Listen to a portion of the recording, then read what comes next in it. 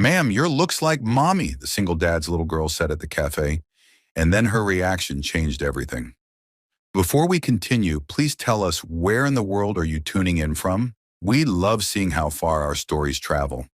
The rain had been coming down steady for 3 hours by the time Theo Palmer pushed through the door of Corner Grounds Cafe with his daughter Ava tucked under his jacket trying to stay dry, and the place smelled like coffee and cinnamon and that particular kind of warmth you only get in small-town cafes where everybody knows your order before you open your mouth. Theo shook water from his hair and steered Ava toward their usual corner table by the window, the one with the wobbly leg that nobody else wanted but they'd claimed as theirs 2 years ago, when he'd needed a place to work that wasn't haunted by his dead wife's absence. He was a mess if he was being honest. 34 years old and raising a 5-year-old alone while trying to keep his freelance graphic design business afloat, and most days he felt like he was doing both things badly. His hoodie had a coffee stain from yesterday, his glasses kept sliding down his nose because he'd never gotten around to tightening the screws, and his hair looked like he'd styled it with a tornado.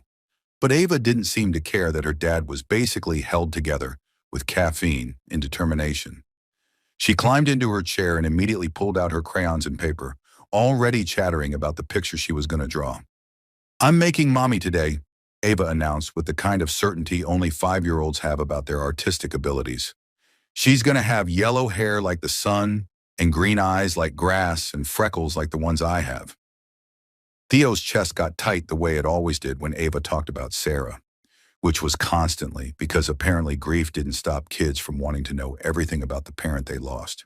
He ordered their usual hot chocolate for Ava and the largest black coffee they made for himself, and settled in to work on his tablet while keeping half an eye on his daughter.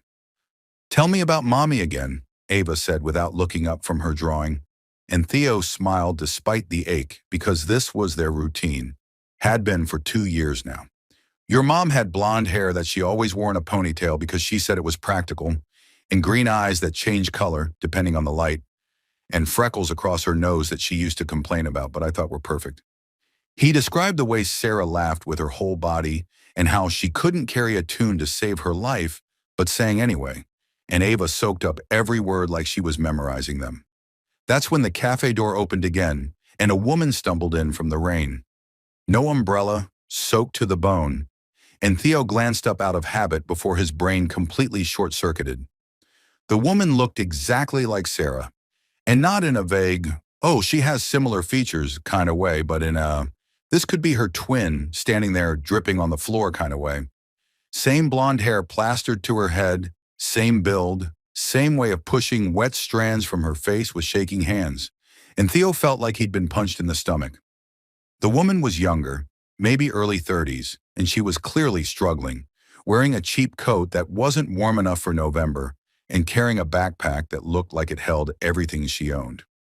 She approached the counter and ordered the smallest coffee they had, counting out exact change from her pocket with the kind of careful desperation Theo recognized from people who were counting every penny. She took her cup and sat 2 tables away, hunched over like she was trying to disappear. And Theo couldn't stop staring because the resemblance was so strong it felt impossible. Ava had gone completely still, her crayon frozen mid-stroke, and Theo realized his daughter was staring too. "Daddy," Ava whispered, her eyes huge, "that lady looks like my picture of mommy." Before Theo could respond, before he could stop her or even process what was happening, Ava slid out of her chair and walked straight toward the stranger's table with her drawing clutched in both hands. "Ava, honey, wait," Theo started, but she was already standing in front of the woman looking up with pure wonder on her small face. The woman glanced down, confused, probably wondering why a random kid was staring at her, and Ava said in that clear 5-year-old voice that carried across the whole cafe, "Ma'am, your looks like my mommy." She held up her crayon drawing and then pulled a small photo from her coat pocket, the one she carried everywhere, the professional family portrait they'd taken 6 months before Sarah died. The woman looked at the photo and her face went completely white, every drop of color draining out like someone had pulled a plug. Her hands started shaking so badly her coffee cup clattered against the saucer, and she whispered, "Oh my God," in a voice that sounded like she'd been punched. "Sarah?" The name came out broken and shocked, and Theo was across the cafe in 3 steps because this woman knew his wife's name. This stranger who looked like Sarah's ghost knew who she was. "I'm so sorry. My daughter's very friendly. She shouldn't have bothered you," Theo said, reaching for Ava's hand. But the woman wasn't listening, was staring at the photo with tears streaming down her face. "Where did you get this picture?" The woman's voice shook. Oh God, this is my sister." And Theo's entire world tilted sideways because Sarah had never mentioned having a sister, had said her family was complicated and she didn't talk to them anymore. And here was this woman claiming to be related. "You're Sarah's sister." Theo's voice came out strangled. "She never said, I didn't know she had." The woman looked up at him with eyes that were exactly the same shade of green as Sarah's had been, and she said, "We hadn't spoken in 8 years. I left home, and we fought, and I cut everyone off, and I—" She looked back at the photo, at Sarah's smiling face. "Is she here? Is Sarah here? I came back to find her, to apologize. I didn't know she—" Her voice trailed off as she took in Theo's expression and Ava's carefully neutral face that kids get when adults are talking about hard things. "Sarah died 2 years ago," Theo said, and he watched the stranger's face crumble. "Car accident. She was gone before the ambulance got there."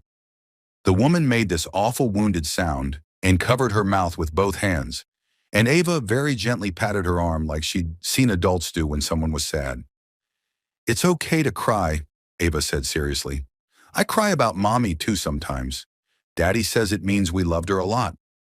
Mrs. Chen, who owned the cafe and had known Sarah back when she was alive, appeared beside them with tissues and that look she got when she was about to mother everyone, whether they wanted it or not. "You all need some privacy. Come on back to the corner booth. I'll bring tea." She herded them toward the back of the cafe, and Theo found himself sliding into a booth across from a woman who was apparently his dead wife's sister, and he had about 1,000,000 questions, starting with why Sarah had never mentioned her. "I'm Julia," the woman said when she could finally speak. "Julia Montgomery. I'm Sarah's younger sister. Or I was, She pressed her hands over her face. "I didn't know she was married, didn't know she had a daughter, didn't know she died. Nobody told me because I made sure nobody could find me."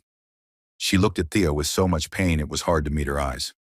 "We fought 8 years ago, stupid family drama about the choices I was making, and I left and I was too proud and too stubborn to come back even when I wanted to." Theo felt anger mixing with his shock because Sarah had needed her family when she was dying, had tried to find anyone who might help with Ava if something happened to her. "We looked for you," he said, his voice harder than he meant it to be.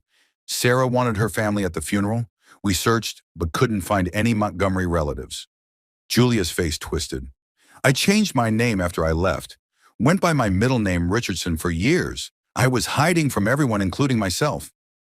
Ava, who'd been watching this whole exchange with solemn eyes, suddenly asked the question that cut right to the heart of everything. "Are you my aunt?" Julia looked at this little girl who she'd never known existed. This niece who looked like a perfect blend of Sarah and the man Sarah had apparently loved enough to marry, and fresh tears spilled over. "I guess I am, yeah." Ava considered this for a moment. "Mommy's in heaven now, but she's not sad there. And if you're her sister, then she probably wants us to be friends." They sat in that booth for over an hour while Julia explained where she'd been, and the story that came out was one of addiction and recovery and 8 years of mistakes she couldn't take back. Had spiraled hard, and when her family tried to intervene, she'd run instead of getting help. She'd been sober for 3 years now, had slowly rebuilt her life, and coming back to town today was supposed to be about making amends and trying to reconnect with the sister she'd abandoned. "I was going to go to her house," Julia said, staring at her cold tea.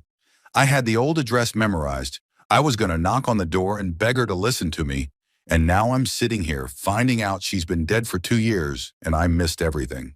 Theo wanted to stay angry, wanted to blame her for not being there when Sarah needed her, but he could see genuine devastation in Julia's face, and he remembered Sarah saying once that her family was complicated and maybe there were reasons people stayed away.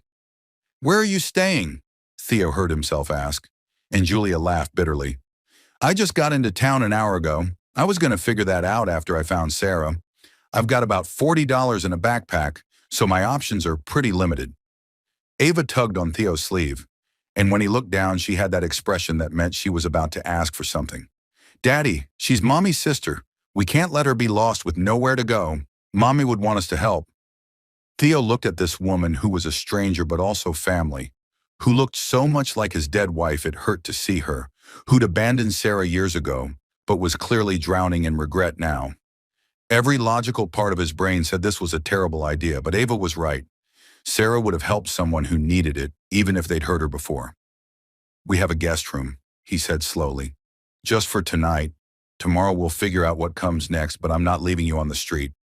Julia stared at him like he'd offered her the world. You don't have to do that. You don't owe me anything. Theo's voice was flat when he answered. It's not for you. It's for Ava. She deserves to know her aunt, even if I'm not sure I trust you yet. The words were harsh but honest, and Julia nodded like she understood she hadn't earned anything softer. They walked out into the rain together, Ava holding Julia's hand and chattering about her room and her toys and all the things she wanted to show her new aunt, and Theo walked ahead with his shoulders tight, trying to process what he'd just done. Behind him, Julia was looking at Ava like she was something precious and breakable, and when they reached Theo's car, Julia whispered, "Thank you," so quietly he almost didn't hear it. The drive home was silent, except for Ava's voice filling the space. And when they pulled into the driveway of the house Theo had shared with Sarah, Julia saw the photos through the window and her breath caught. She was happy, Julia said, more to herself than anyone. She got married and had a baby and built a life, and I missed all of it. Theo unlocked the door and let them inside, where Sarah's presence was everywhere, in the photos on the walls, and the decorations she'd chosen, and the life they'd built together. And he watched Julia take it all in with tears streaming down her face. The first morning was awkward as hell. Julia waking up in the guest room surrounded by photos of a sister she'd abandoned and a life she'd missed completely.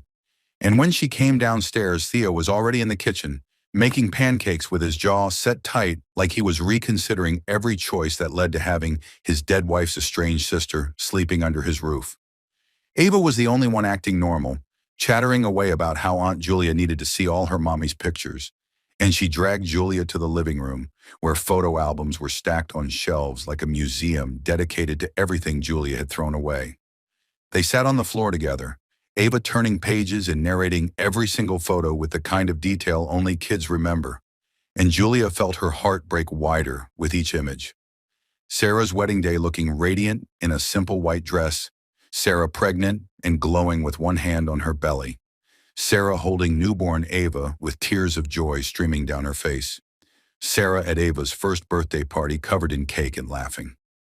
This was 3 months before Mommy got her angel wings, Ava said, pointing to a photo where Sarah looked noticeably thinner, her smile not quite reaching her eyes. What do you mean?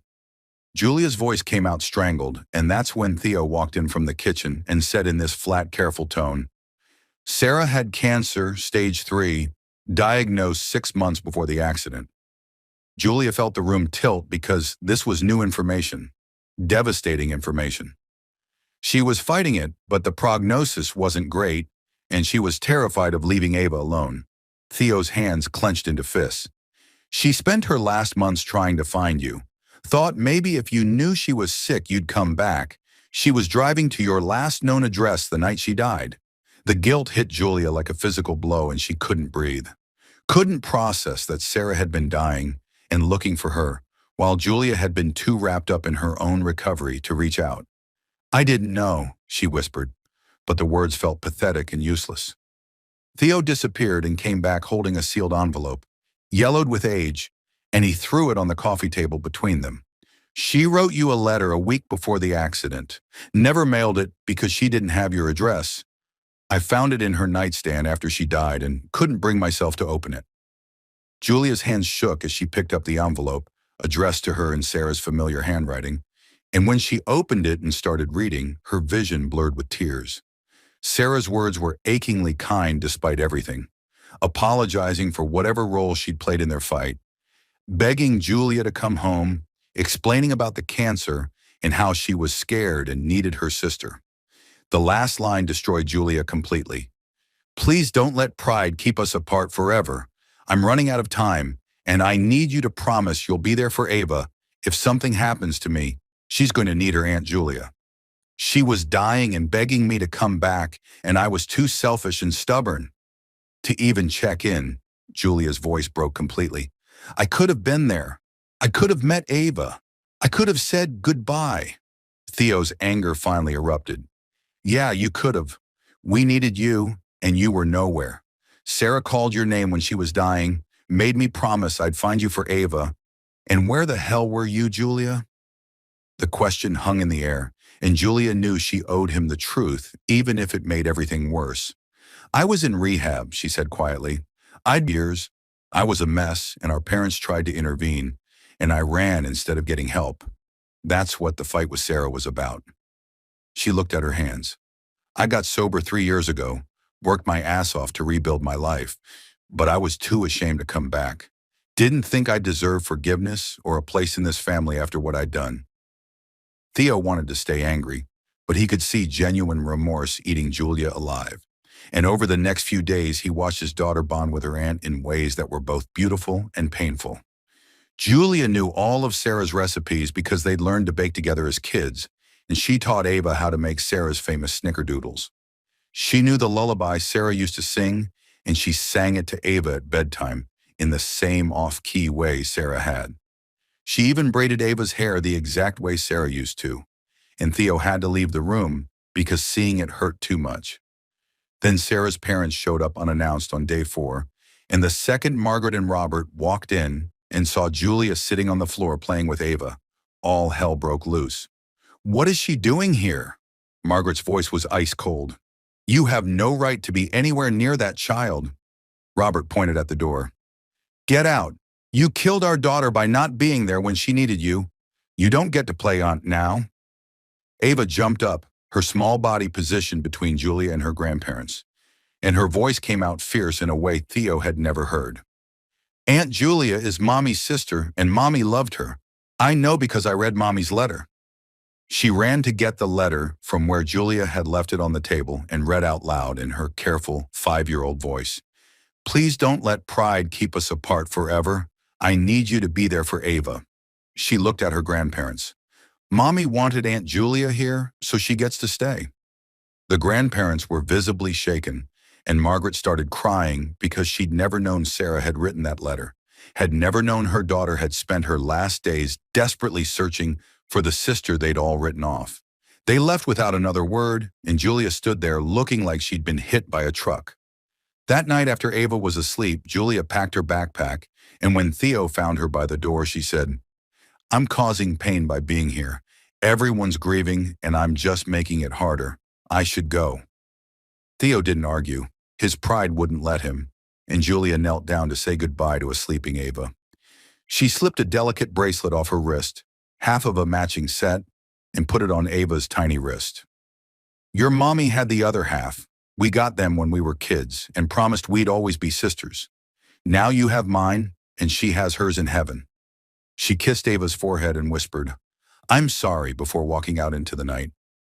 An hour later, Theo was cleaning up and found Julia's journal wedged between couch cushions, and curiosity made him open it, even though he knew he shouldn't. The entries were dated going back 3 years, and they were full of Julia's journey through sobriety, her regrets about Sarah, detailed plans about how she'd apologize when she finally got brave enough to come home. The most recent entry was from yesterday. "Ava looks so much like Sarah it hurts, but in a good way, like Sarah's still here and her daughter's smile. Maybe I can be the aunt Sarah wanted me to be. Maybe I can finally do something right." Theo's chest got tight because Julia hadn't been avoiding them out of cruelty. She'd been fighting her own demons and trying to become someone worthy of coming back, and he'd thrown her out the second things got hard. He ran upstairs to check on Ava and found her awake crying, clutching Julia's bracelet. She left like Mommy did. Everyone leaves, and Theo realized he'd made a terrible mistake. He grabbed his keys and told his sister to come watch Ava, and then he was driving through dark streets, checking every place he could think of. He found Julia sitting on a bench at the bus station with her backpack and Ava's bracelet twin in her hand, staring at it like it held all the answers she'd been looking for. And she looked up when Theo called her name, with rain starting to fall around them. Julia looked up when she heard Theo calling her name through the rain, and her face was a mess of tears and regret. and she clutched Sarah's half of the matching bracelet like it was the only thing keeping her anchored to the earth. I was just about to leave, she said, gesturing to the bus schedule board. Figured it's better if I go now before I mess things up worse than I already have. Theo sat down on the wet bench beside her, not caring that rain was soaking through his jacket, and he pulled her journal from his pocket. I read this, he admitted. I know I shouldn't have, but I found it, and I needed to understand. And Julia, I'm sorry for how I treated you. His voice was rough with emotion. You weren't avoiding us because you didn't care. You were fighting to become someone strong enough to come back. And I threw that in your face the second things got complicated. Julia shook her head. You had every right to be angry. Sarah needed me and I wasn't there. Nothing changes that. Theo turned to face her directly. Sarah forgave you before she died. That letter proved it. And if she could forgive you, then I should be able to do the same. He took a shaky breath. The truth is, I was angry at everyone after Sarah died. Angry at God and the universe and myself. And when you showed up looking exactly like her, it brought all that grief back, and I took it out on you when really you're just another person who lost someone they loved. Julia's tears came harder. I don't know how to be an aunt. I miss 5 years of Ava's life. I don't deserve another chance. Maybe not, Theo said honestly, but Ava needs you anyway. She woke up after you left and said everyone leaves her just like her mommy did. And I realized I was doing to her exactly what grief did to me. Taking away someone she loves because I was too scared to let anyone else in. He stood up and held out his hand. Come back, not just for tonight, but for real. Be part of Ava's life the way Sarah wanted. And maybe we can figure out how to be a family even though we're all broken. Julia stared at his outstretched hand like she couldn't believe it was real. And then she took it and let him pull her to her feet. And they drove back through the rain in silence that felt less heavy than before. When they walked through the door, Ava came flying down the stairs in her pajamas and launched herself at Julia with a force that almost knocked her over. You came back. You didn't leave forever like I thought. And Julia dropped to her knees and hugged this niece she barely knew, but already loved desperately. The next morning, Sarah's parents showed up again, and this time Margaret was holding a box of old photos. We were wrong, she said quietly to Julia. We spent 2 years blaming you for not being there, but we weren't there either at the end. We let our own grief keep us from helping Theo with Ava. Robert added, Sarah wrote in her diary about wanting you back, about regretting the fight. We found it last night after we left here. She never stopped loving you, even when you were gone. They sat together looking through photos of Sarah and Julia as kids. 2 blonde girls with matching green eyes and freckles, always together until life pulled them apart. And Ava studied each picture like she was memorizing proof that her family was bigger than she'd known. Over the next 3 months, Julia found an apartment 2 blocks away and got a job at a local bakery. And she became a constant presence in their lives, showing up for dinner 3 times a week and taking Ava to the park on Saturdays. She and Theo developed this careful friendship built on shared grief, sitting up late after Ava went to bed talking about Sarah and slowly healing the parts of themselves that had been broken by loss. They visited Sarah's grave together on her birthday, both crying and both finding comfort in not being alone with their pain. Ava bloomed under the attention, chattier and happier than she'd been since Sarah died, and Theo realized his daughter needed this connection to her mother's family more than he'd understood. On Ava's 6th birthday, which was also the day Sarah would have turned 34, they had a small party, and Julia gave Ava a locket with a photo inside of Sarah and Julia as kids. Your mommy and me when we were young, sisters forever even when we were apart. And Ava immediately put it on and refused to take it off even for bath time. That night after the party, Theo and Julia sat on the porch drinking coffee, and Julia said quietly, Thank you for letting me be part of this, part of her life. I know I didn't earn it.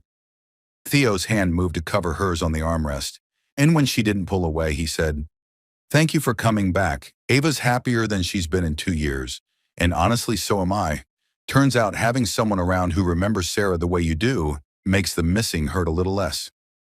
They sat like that for a while, hands touching, both aware something was shifting between them, but neither ready to name it yet. A year after that rainy meeting at Corner Grounds Café, They were back at the same table where Ava had first spotted Julia, and it had become their weekly tradition. Sunday morning breakfast where Ava drew and Theo worked and Julia read. Mrs. Chen brought them their usual orders without asking and said with a knowing smile, "You three look like a real family now." And nobody corrected her because it was true. Ava looked up from her drawing and asked with the blunt honesty only kids have, "Aunt Julia, can you be my mommy too? Not instead of Mommy Sarah, but also." Julia's eyes filled with tears and she said gently, "I could never replace your mommy, sweetheart, but I can love you just as much in my own way." Ava considered this seriously. "Daddy says love gets bigger, not divided, so I can have mommy in heaven and you here, and it's not choosing." That afternoon, Theo asked Julia to come by after Ava was asleep, and when she arrived, he had legal papers spread across the kitchen table.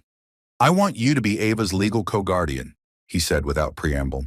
"Not adoption because she's still my daughter, but official family, someone who has legal rights to make decisions and be there if something happens to me."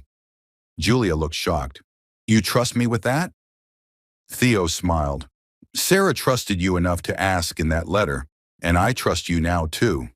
You've proven yourself every single day for a year." Julia signed the papers with shaking hands, and just like that, she became official family in the eyes of the law and not just in their hearts. 6 months later, the town dedicated a memorial bench in the park Sarah had loved, and Theo, Julia, and Ava stood together for the ceremony. The plaque read, "In memory of Sarah Palmer, beloved wife, mother, sister." And Julia gave a short speech about how her sister had given her a second chance through her daughter, and how she'd spend the rest of her life earning it. 2 years after that first meeting, Ava was 7 and running ahead of them in the park while Theo and Julia walked together with their hands intertwined. And it was impossible to say if they were romantic or just two people bound by shared love for a child and a ghost. But it didn't really matter because they were family regardless. They sat on Sarah's memorial bench and Ava climbed between them, and she looked up at the clouds and said, "I think Mommy's smiling. I think she's happy we found Aunt Julia."